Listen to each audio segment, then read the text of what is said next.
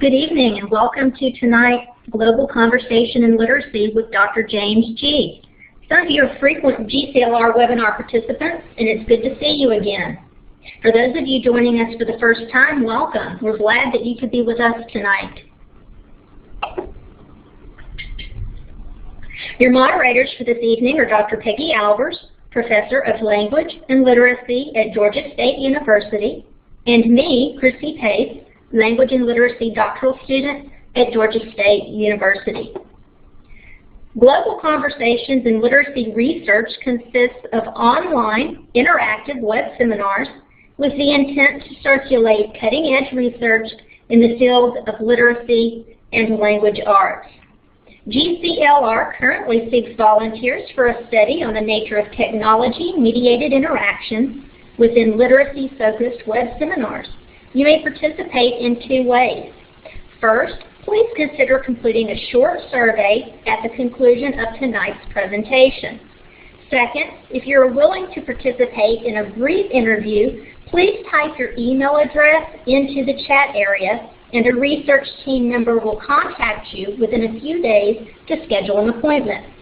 And to be interviewed, we do not have to meet face-to-face. We can do this electronically at your convenience. The collected data will provide important information for developing future presentations. Just so we can get an idea of those we're reaching, please take a minute to click on the box that indicates from where you're joining us this evening.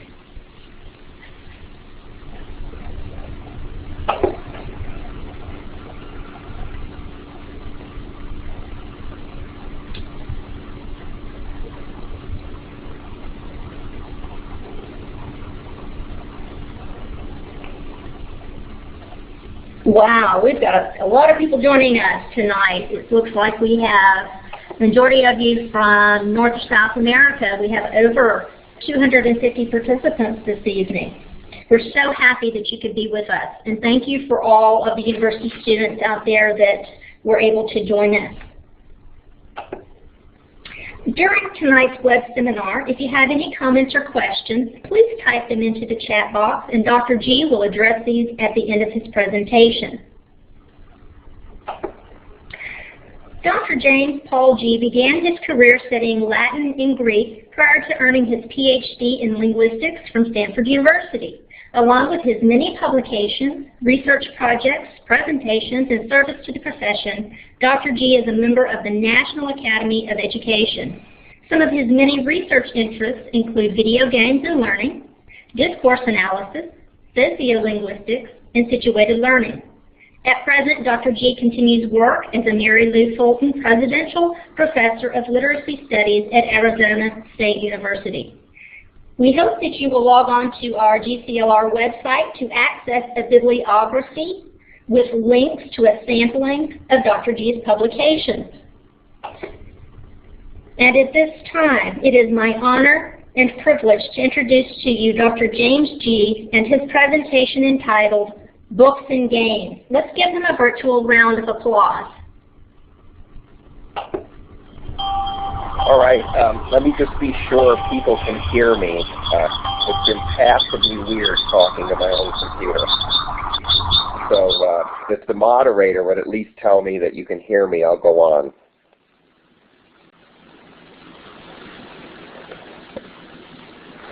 All right, can anybody hear me? Hi, Dr. G. We can hear you fine. Okay.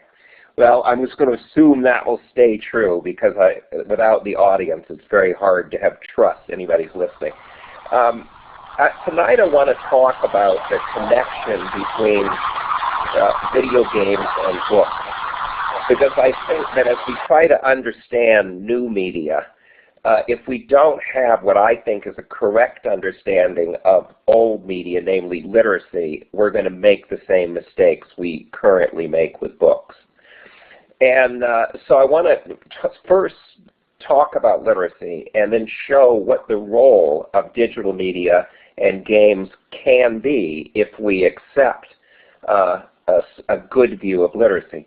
Now, ironically, the view of literacy that I think is correct is very old. It's Paulo Freire's.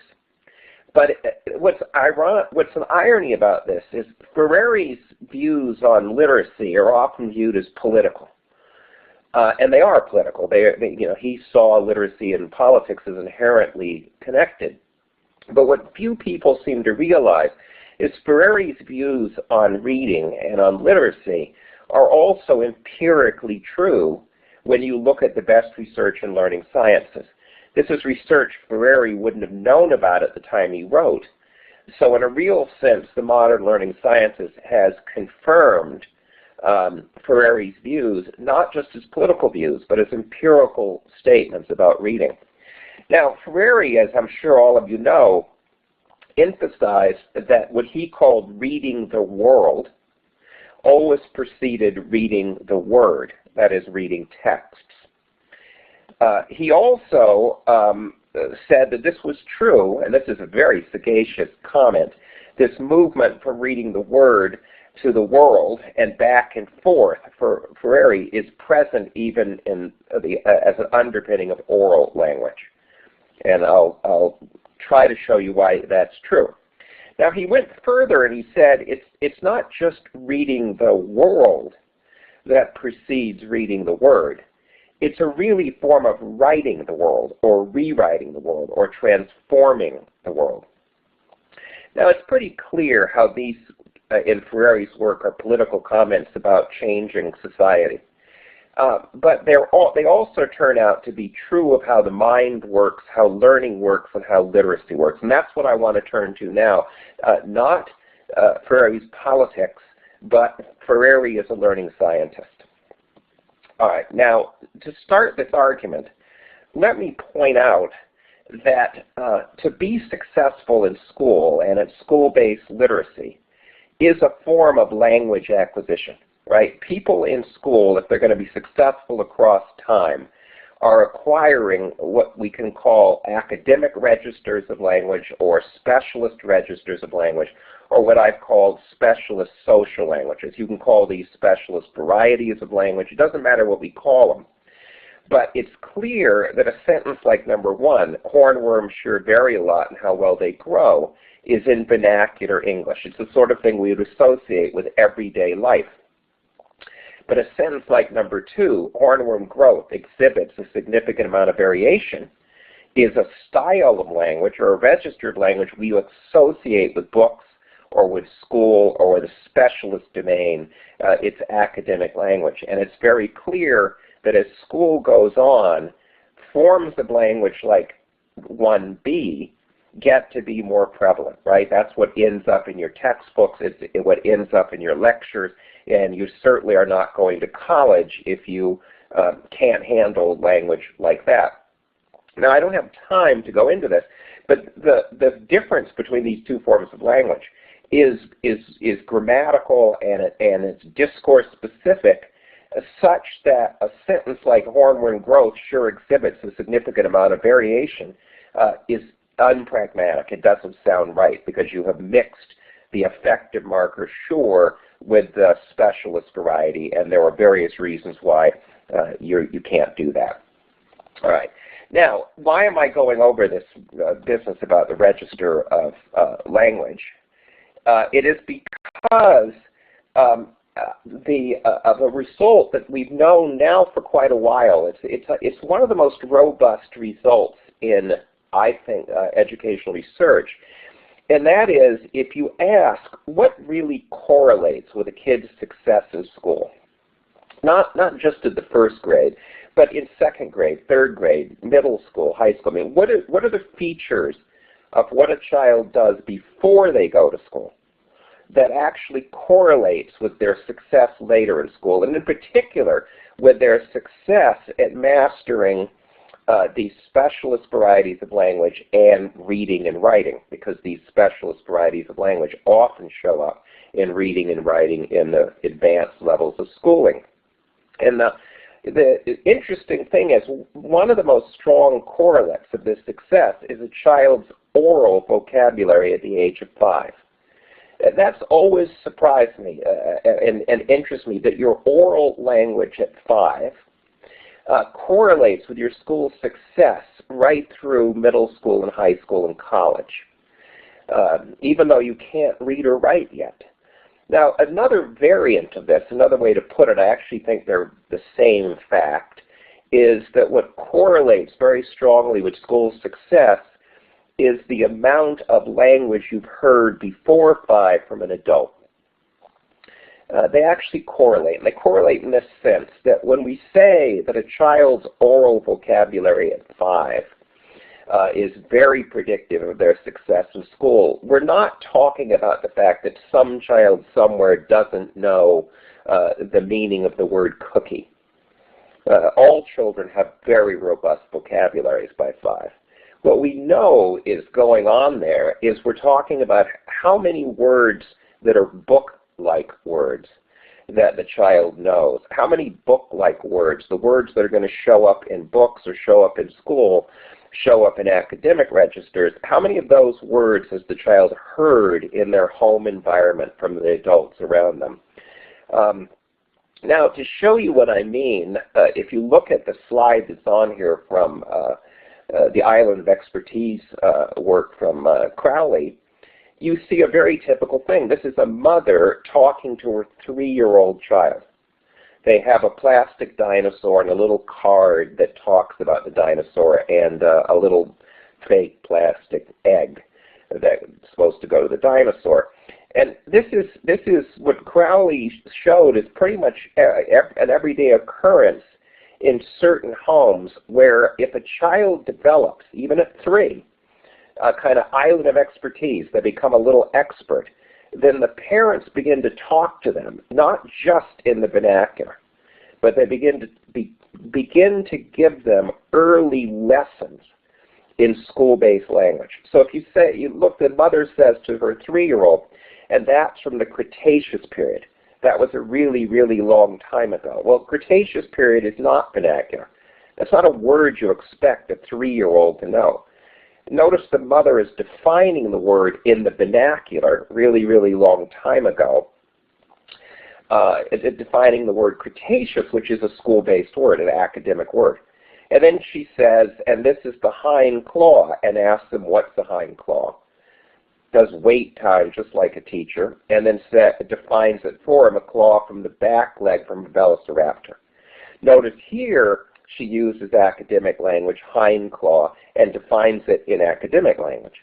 So this is informal language teaching, and the parent is preparing the child for what are going to be the progressive specialist language demands of schooling.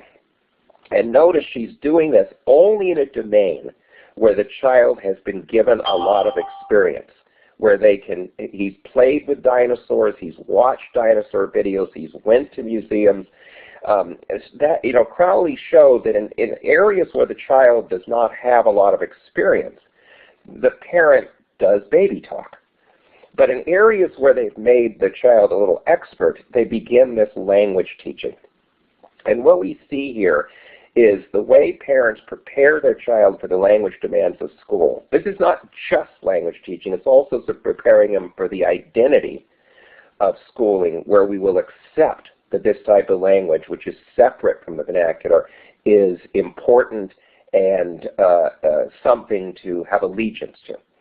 But notice that the parent realizes that in being a language teacher, which is really teaching this language of literacy, that is the language of how literate schooling talks and how it will write and read, the parent knows you don't do it unless you've already given the kid experience. Images and actions about dinosaurs. The parent realizes that before you do this language teaching, you teach the child how to do what Ferreri called read the world. The kid has known how to look at dinosaur stuff and how to take in images about dinosaurs and how to interact over dinosaurs and how to care about dinosaurs. And now we get the languages. We do just what Ferreri said. We go from reading the world to reading the word. And as Ferreri pointed out, this is equally true for oral language when we're trying to get new registers as it is for written language.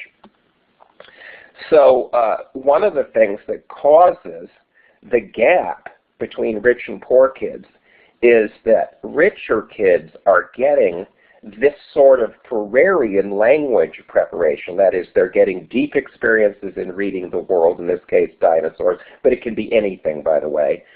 Parents just need some area where the kid has a lot of experience so they can begin these language lessons.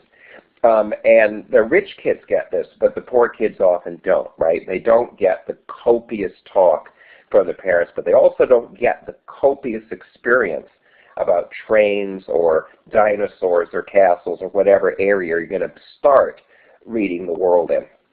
Now, this is something that it causes what we know as the fourth grade slump, because kids who are learning to read in school but have not had this foundation in reading the world and experience in activity before they have had talk with adults in this school-based register, those kids are at a real disadvantage, right? They're starting with reading the word without having reading the world, without having lessons in reading the world or having experiences in the world. While the richer kids have had the arc from reading the world to reading the word. So they're really having two different things.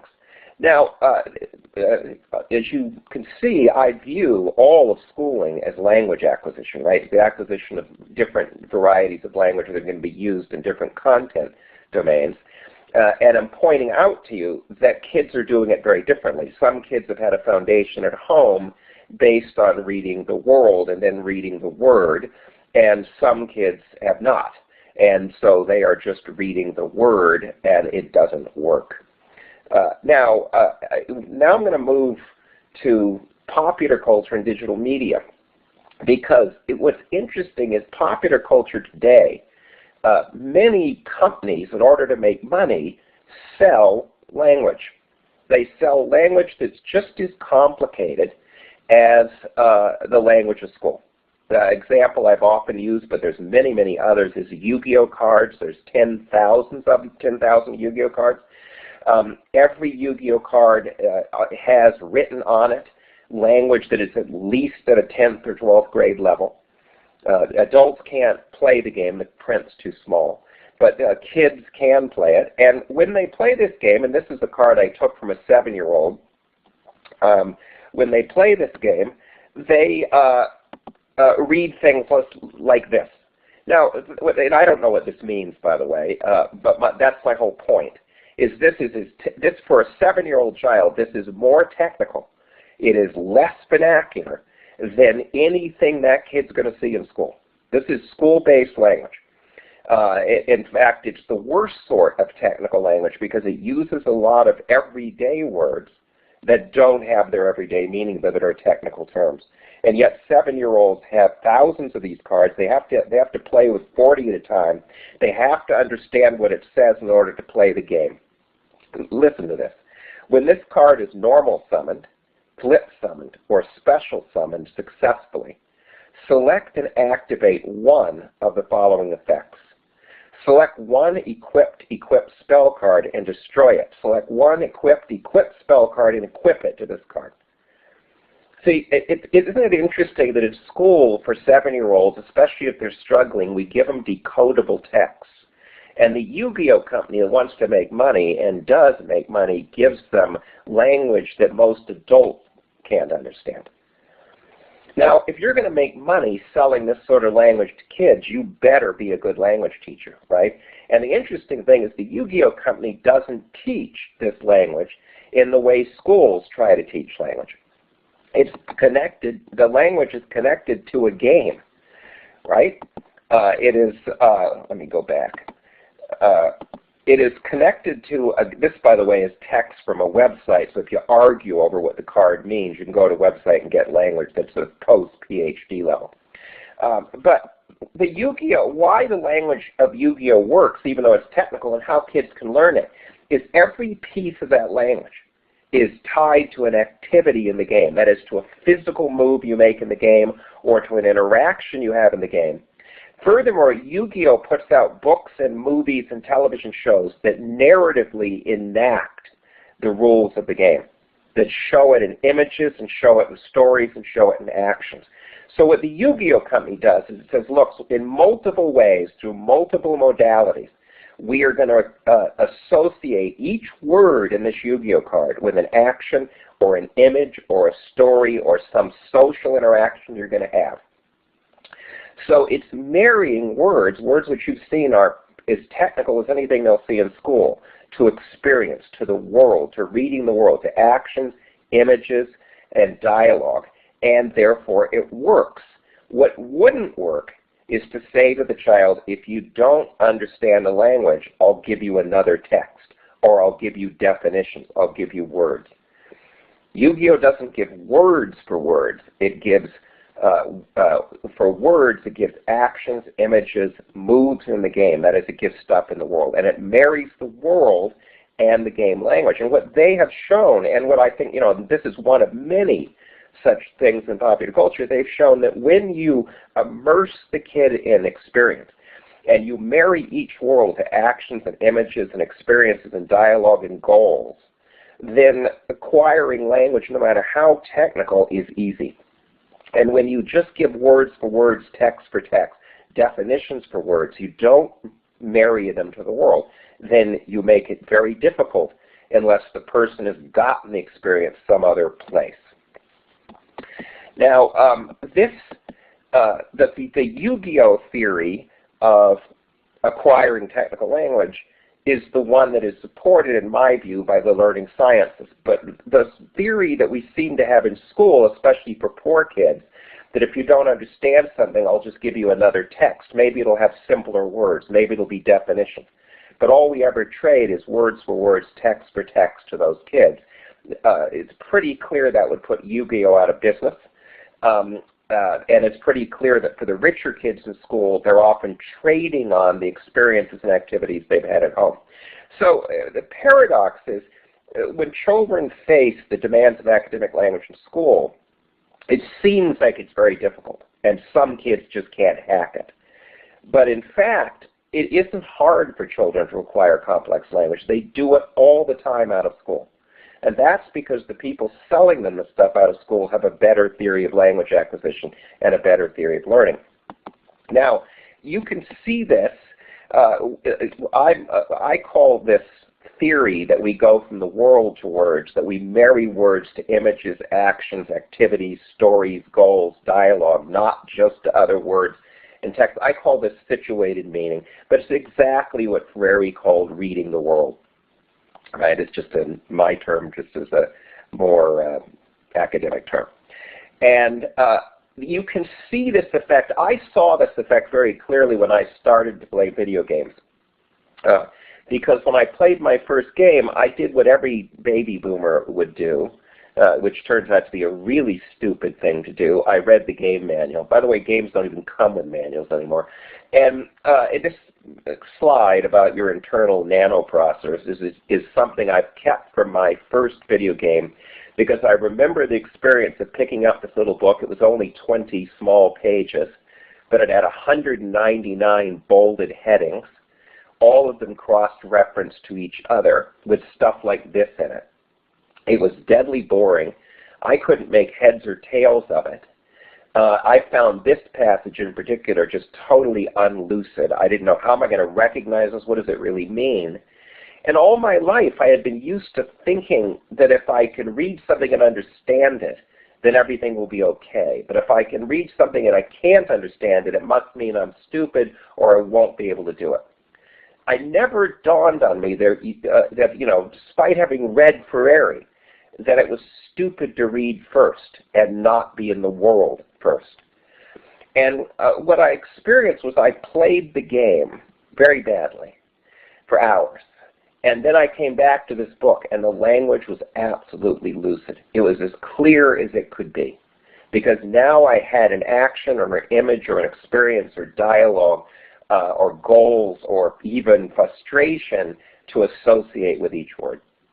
And all of a sudden, this language didn't seem boring and it didn't seem technical at all. It seemed simply useful. I could use it if I needed it. Now, my argument to you is my way of saying that is I had given that text situated meaning.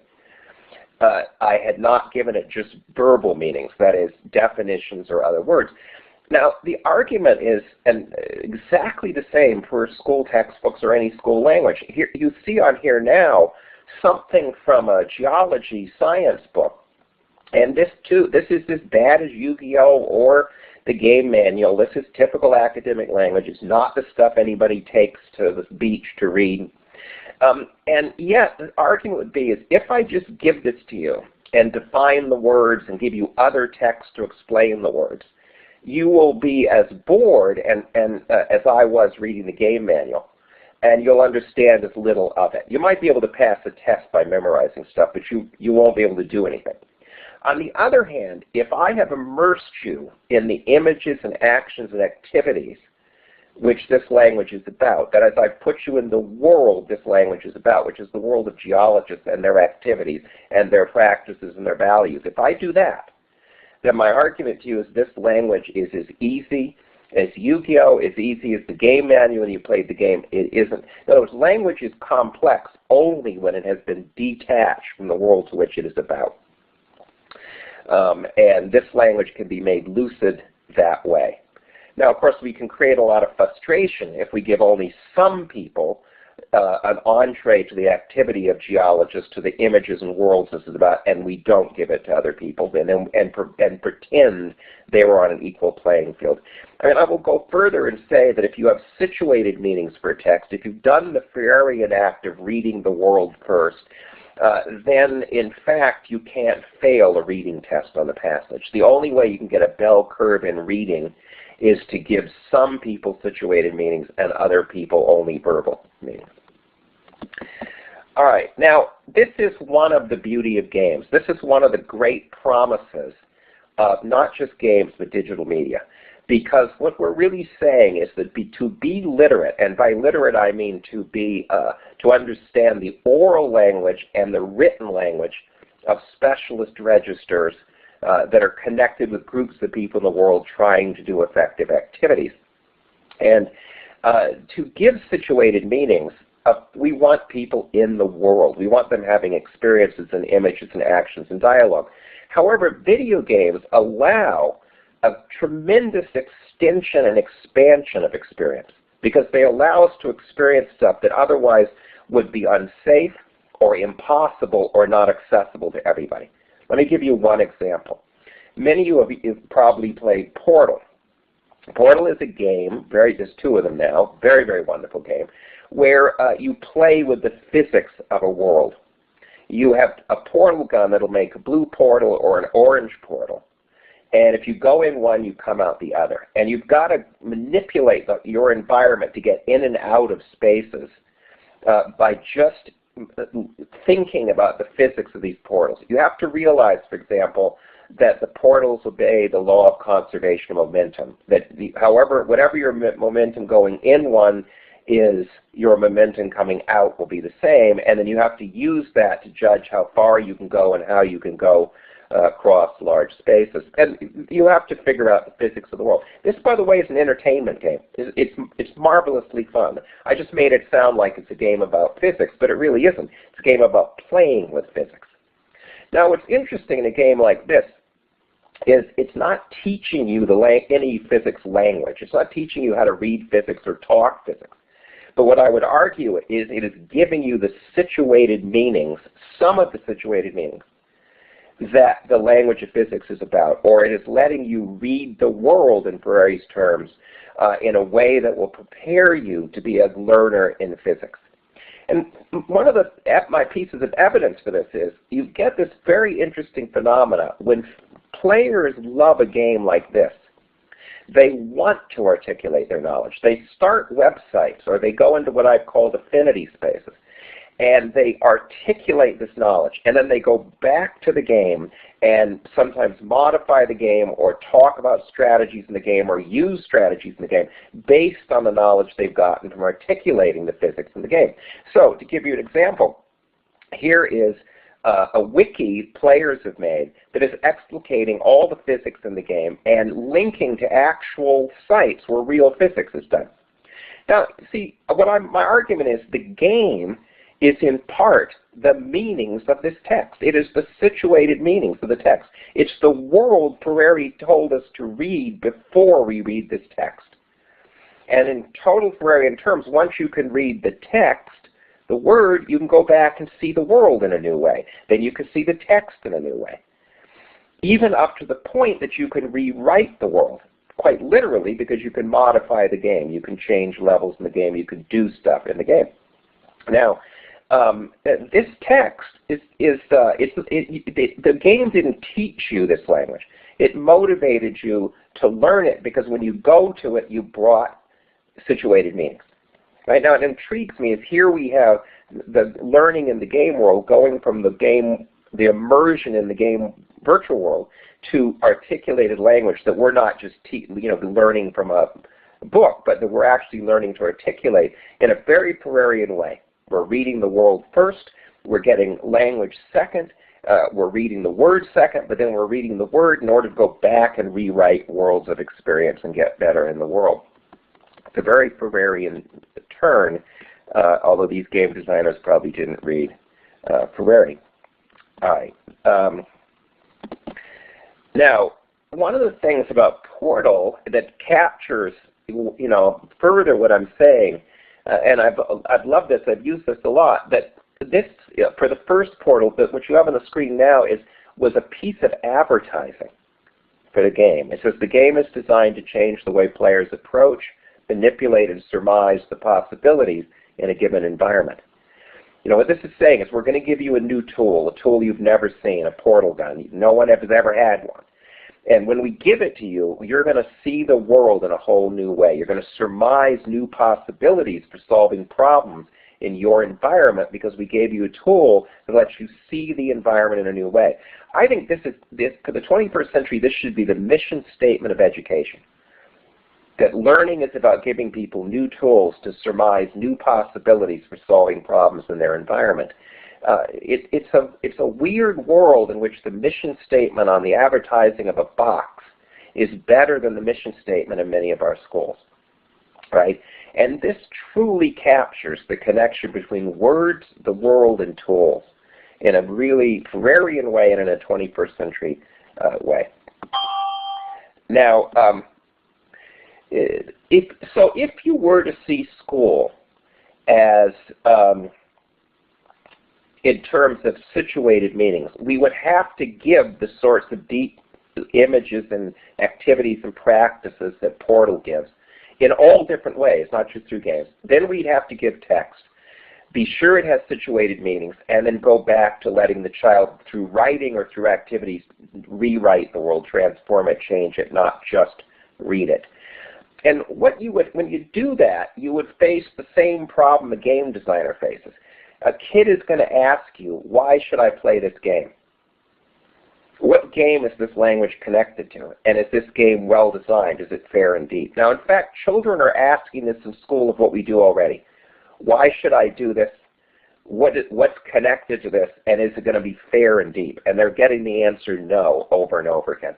And they're getting the answer yes from their popular culture learning, which I think is one of the core parts of why children are disengaged from school. All right, so what I've tried to say is to give you a learning science perspective that says that we have to understand traditional literacy in terms of situated meanings of reading the world, then reading the word, then rewriting the world, and that games and digital media not only are good for helping us in this task, they're based on this idea, right? As they're operating out in the world, they have fan bases that constantly want to articulate about them in complicated language, so that they can go from the world to language back to rewriting the world. So, what about Ferreri's politics? I want to end on this.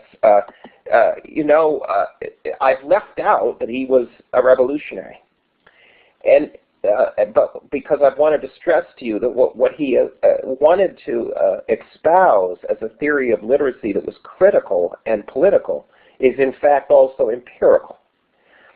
But today, and you all know this, we face greater inequality in the United States and in many other countries than we have faced for a long, long time, sometimes forever. And we know from a vast body of research in mental health and in public health, research that is not often read in education, that the more inequality there is in a society, the greater the crime, the obesity, the poorer the schools, the higher the anxiety, and the lower the health and well-being of that society. So it's extremely expensive to have inequality because it raises tremendous health and crime problems and schooling problems. But it's also very bad for everybody. In fact, I won't belabor this, but there's good literature showing that even the rich in a highly unequal society are less healthy and have less well-being than the well-off in a society with more equality. Now, what is the reason inequality seems to be so bad for people's health and well-being is it makes people in the society not trust each other, and it makes lots of people in the society feel they don't count, that what they do won't matter, that they're really not participating or can participate in the society as an agent. And what you can say is that literacy and schooling cannot solve this problem alone, right? But literacy and schooling cannot be effective in a society with high inequality. So anybody who's a literacy educator has to say, I also have to be completely committed to the goal of bringing about more equality, because I cannot bring about better schools and better literacy without directly focusing on this social problem of equality. And that's just another way to make Ferreri's point that the politics of literacy and the cognition of literacy and the learning of literacy are married completely.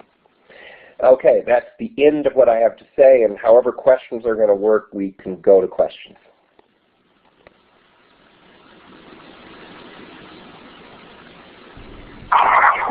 Dr. G.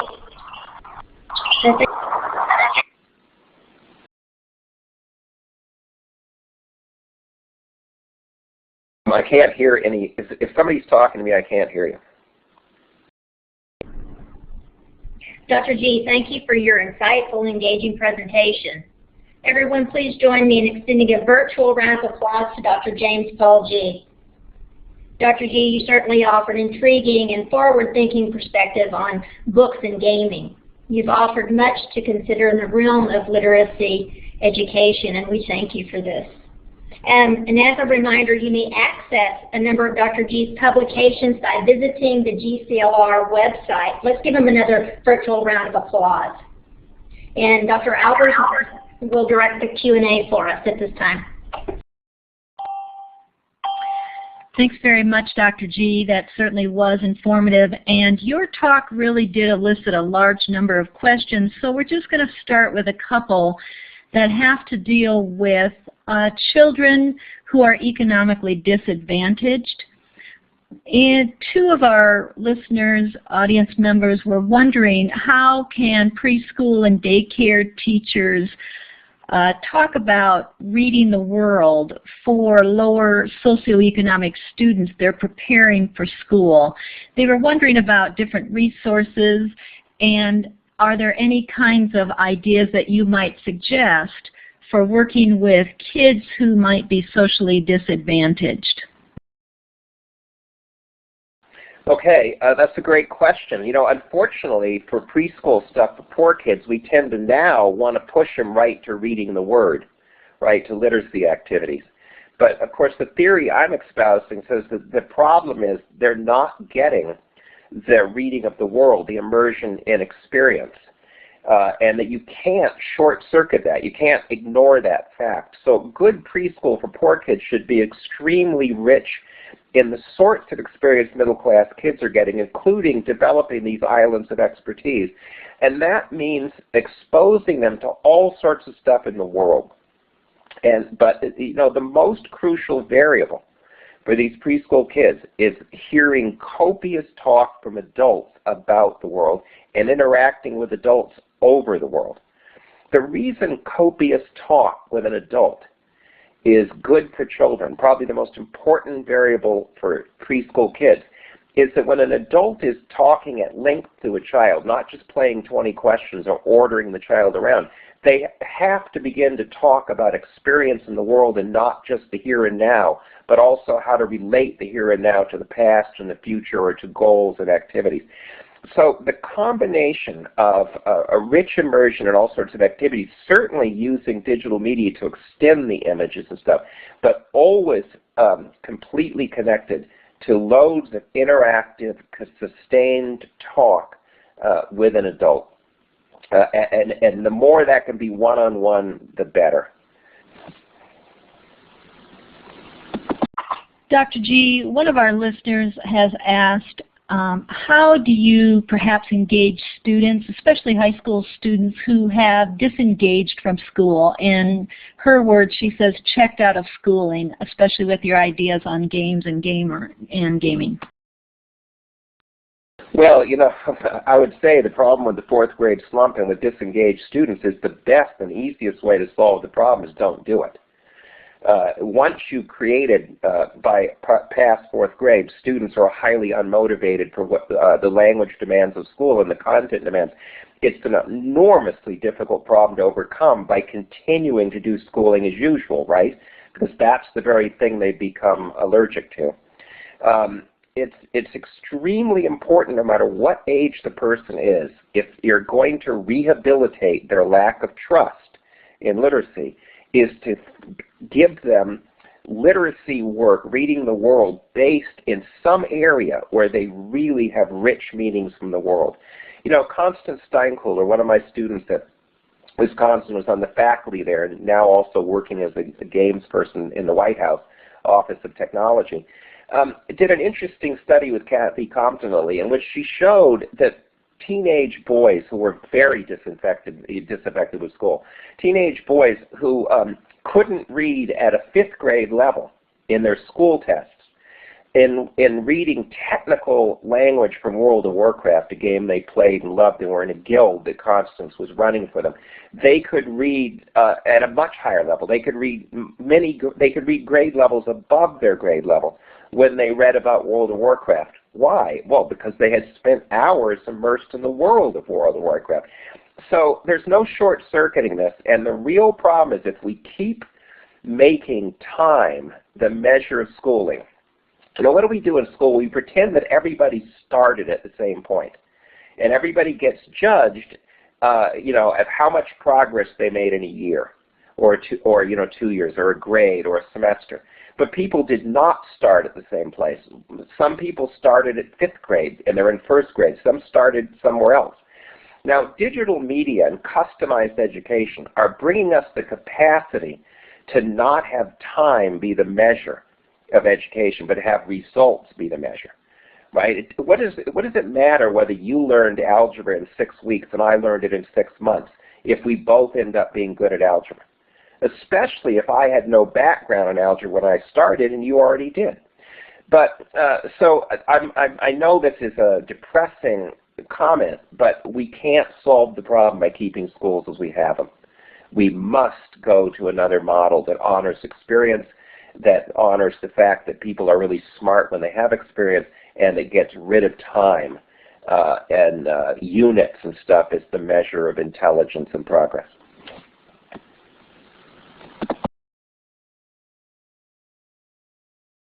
The next question really has to do with classroom resources and how do we get teachers to buy into this notion of video gaming as a rich resource for children to read the world?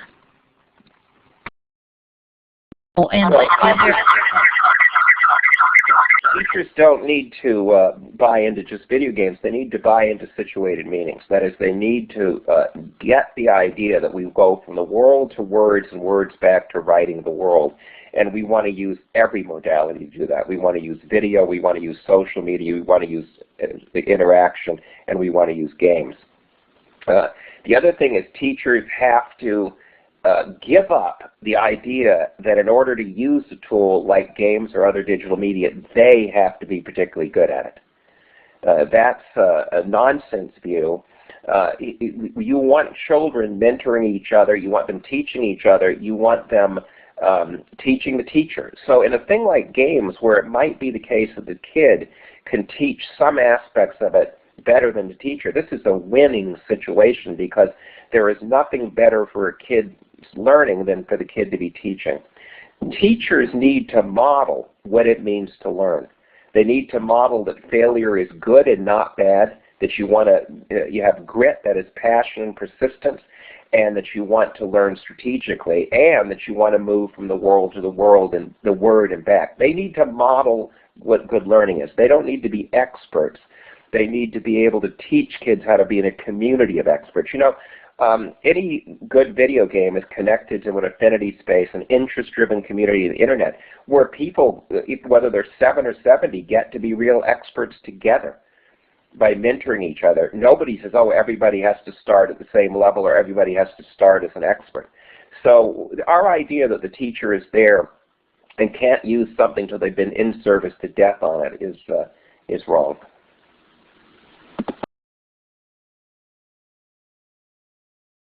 Okay, we have another question. One of our listeners asks, is it the case then that the game environment or some similar environment can obviate the need for school, teacher, or the classroom? And do you think some islands of expertise count more than others, or are more crucial than others?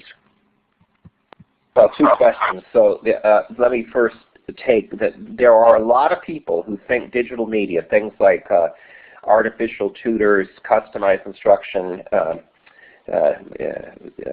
and other artificial agents, other things like that, are going to remove the need for teachers. And you can see that's very alluring to administrators and stuff who would like to save the cost of paying a teacher. But that's not what's going to happen. The role of teachers is going to change. There are going to be models of learning. They're going to resource kids with multiple tools for learning and build an active affinity space for learning. And they're going to design that learning, and then they're going to set up systems of mentorship where they mentor and learners mentor each other. And then within that, they're going to sometimes do instruction. So they're going to be designers of learning spaces. They're crucial for that. But we don't need them to do everything in terms of direct instruction. We need them to be managers of other people's learning. I do not believe digital media minus a designer works at all. Games that have no designers don't work. And so no, we're not getting rid of teachers, but I think what we're going to do is re-professionalize them in the role they always should have had as learning designers and not just purveyors of information. The second question was, you're going to have to remind me, I forgot. What was the second?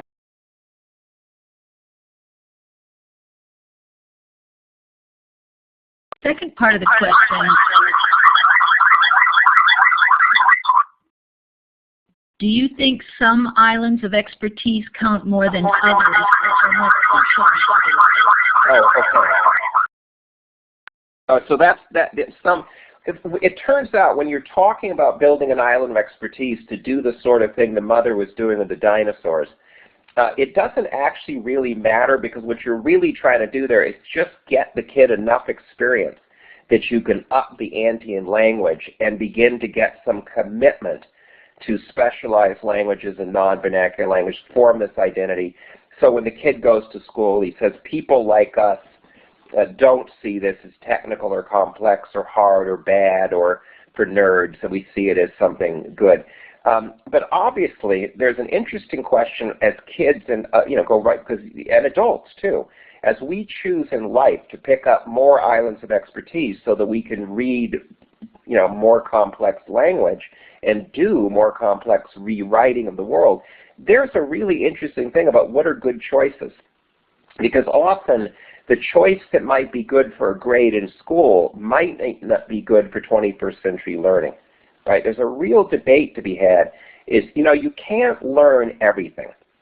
Learning takes a lot of time. So you have to invest a lot of hours in it. You have to persist past failure. So it's crucial to choose to put your thousands of hours into some place that's going to be truly effective. And in the 21st century, with our schools based on a coverage model, they don't even give thousands of hours of practice. This is a very difficult choice for parents and for teachers of where a kid can be putting in his energy. It's something you have to think about what you think the shape of the 21st century is going to be, and where it is really effective to put in your skills. I'm not sure us baby boomers are the best judge of it, but it's a real dilemma.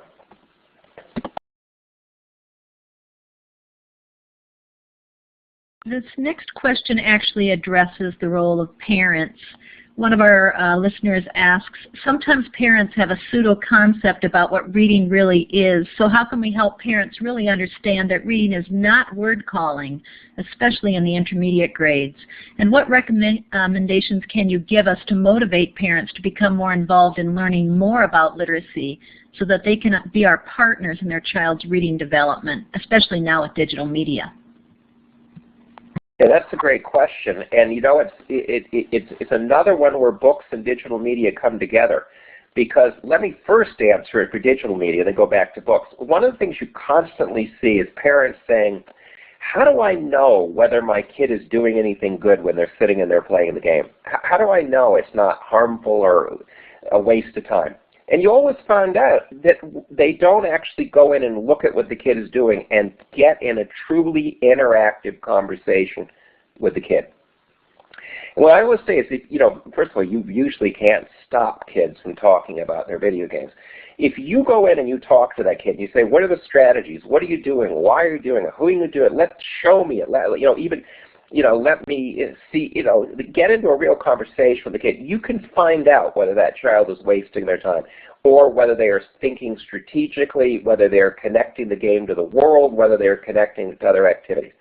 So in some case, you go into that room and you find out the kid is paying for your retirement. They're just picking up tons of skill. And in other cases, they're evading the world.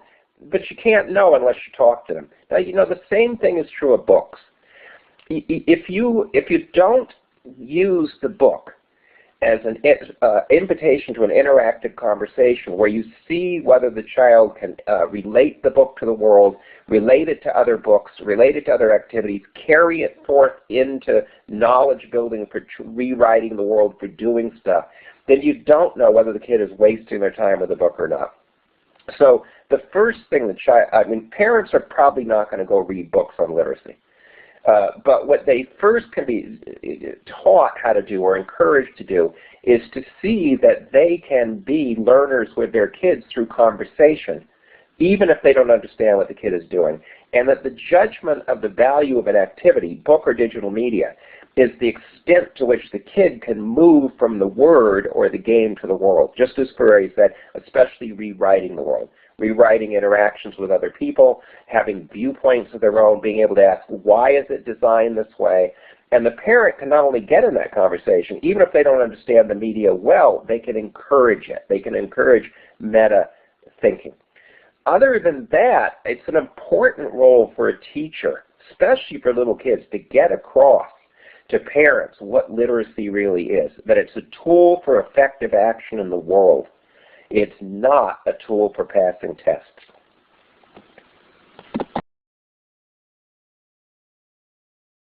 Dr. G, I think we have time for really perhaps maybe one or two more questions. And I think the one that really is intriguing to many people says, many people are just starting to learn about gaming, and we know that it takes thousands and thousands of hours sometimes to learn gaming. How could college professors and teachers begin to start understanding how to integrate or use the concepts of gaming and games in their classes? Well, first of all, to be a good gamer, you have to play games. You have to take a lot of time, and just like to be a good reader, you got to read. So it's a tragedy, but you know, if you want to understand games, you should play them. Just if you want to understand books, you should read them. But that isn't always the main thing. What any teacher who wants to start here needs to do two things: interact with children over their games. Watch them, ask them to explain it, ask them to teach you. Right, that's one of the first things to do. The second thing is there are many communities on the internet that are engaging with digital media and education, all sorts of them. Find one of them and get mentored. And just as you would if you wanted to design clothes for The Sims, you would design a community, enter a community that would help you get started. You wouldn't do it by yourself. So the first thing is, don't do it by yourself, and don't start by reading about it. Start by talking and watching a child or a person, even an adult who is a gamer, and getting into a community on the internet where people at all different levels are talking about it, and then read stuff.